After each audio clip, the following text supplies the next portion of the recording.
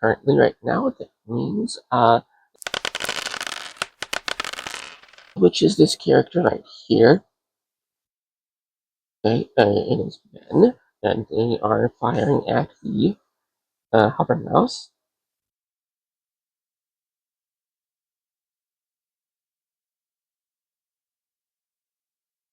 Okay, and that's how I'm doing the minutes for this.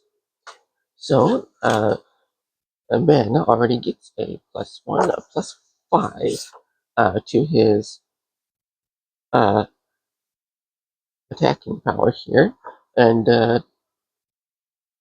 what I've been doing is I've been doing that plus whatever the roll is. So d6 plus attacking ability, shoot, and weapon power. So that's +5. We do not know the d6 yet, so we're going to do, we rank the attacker first. Not the attacker first, we write, I suppose we write whoever's attacking first.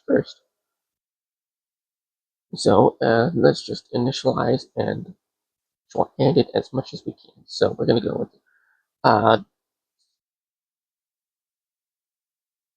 VH gets a roll of 5 plus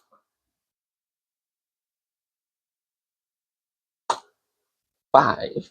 And see, that's why I'm doing what I am doing, because that's 10. And if we're just going by the cover plus the armor times 2, that's you can see how quickly things fall apart.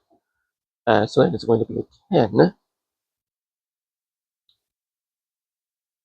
And let's see, let's go back to the shoot roll phases. Defense armor times 2 plus cover.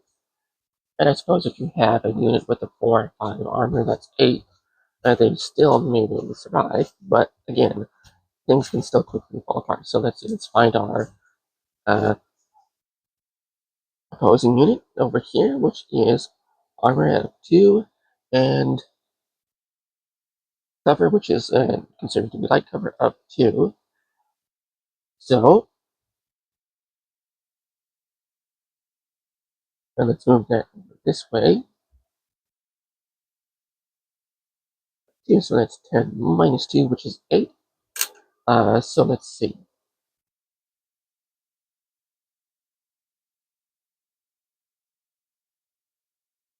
Okay, so since the attack is greater than the defense, then I suppose it would be simply removed from the game.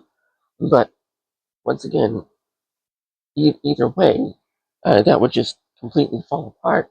So um, let's go back to the melee rolls, because this is what I think the game is saying. Because why have one feature of the game for only one-sided rolls? I just simply do not know. So if there are multiple things and more than one attack, this is for the melee rules. If the attacker's score is less than the defender's score, then nothing happens. If it is equal to or greater, then a hit is scored. Each point above the defender's score is -1 from the save roll. Okay. Because the shoot phase does not mention any of this at all, and we are simply going by, hopefully, rules nuance. So, the save roll is when, let's see, let's go ahead and take a look at this. All player minifigs can move and melee if engaged. Any player minifig that is not in melee can move. Moving through a rough gain player move. Paraphrasing here, all player moves within 1 melee occurs. All minifigs within 1 of another can make a melee. Both sides attack at the same time. Calculate following to resolve. If there are multiple figs, only one attack is made from each side. Select the targets for each attack at +1. The attacker's score is less than the defender's score, then nothing happens. If it is equal to or greater, then a hit is scored. Each point above the defender's score is -1 from the save roll. So, currently right now, that means they just got a hit and they need a damage counter. So we're going to go ahead and fish one out of this little red bucket. No, it's not a red bucket, but it's where I'm keeping the red pieces. which is what I decided to do for this particular feature. I decided to use Lego bits since we are playing a Lego game. So we're just going to go ahead and throw this over here. Did you note that he is at -1 save? And why is that important? Well, now let's see, defending minifig's armor plus defending minifig's combat. So, and where does the save come in? If the attacker's score is less, the save is coming to the movement phase.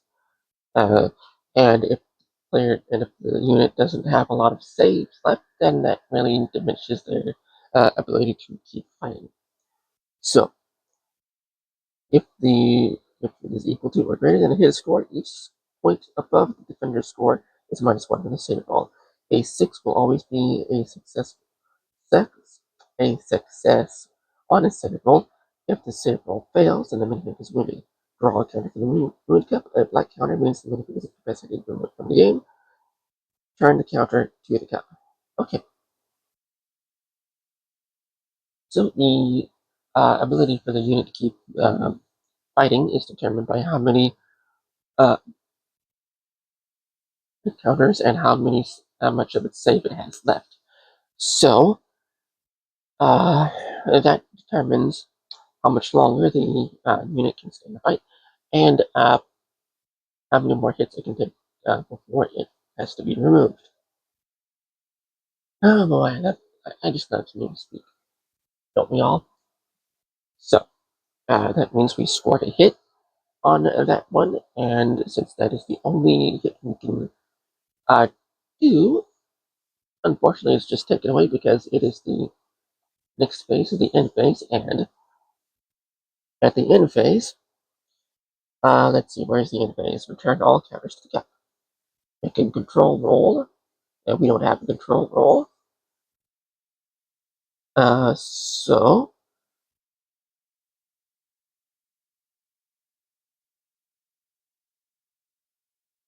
that does not benefit us in the slightest. But unfortunately, that does mean the enemy gets another round to hopefully run away. So let's just put that back over there, and that represents healing, repair, and I guess recovery systems. So we are on a new turn now. We are on turn number 4. And hopefully we will be able to get some player action in here. So let's go ahead and spin and see which turn we get. I like the spin system. I just need to remember to write down what I spun. Okay, and our first spin of the new turn is the AI shoot phase. Right, let's just go ahead and note that here and see if anybody is within range. Let's take a look at our hover mouse here, for example. That seems to be the only one within range. They have a range of 24, which is the longest. Is the longest unit on our measuring stick. And let's go ahead and see if anybody is in range.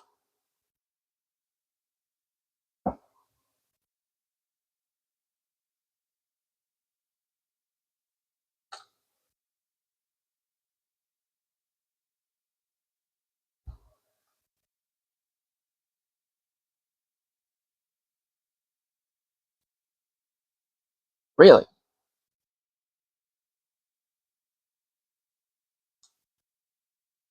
See, I guess that's one reason why I hate physics, because from the player's side, the droid is in range and they have the exact same ranges. But from the droid's side, for some reason, since it's from minifig to minifig, it does not hover over the minifig, so it's not within range. Um, okay, so they don't get to fire at the player at all. Let's go ahead and check to see this one is in range. This one is not in range. Nobody is within range.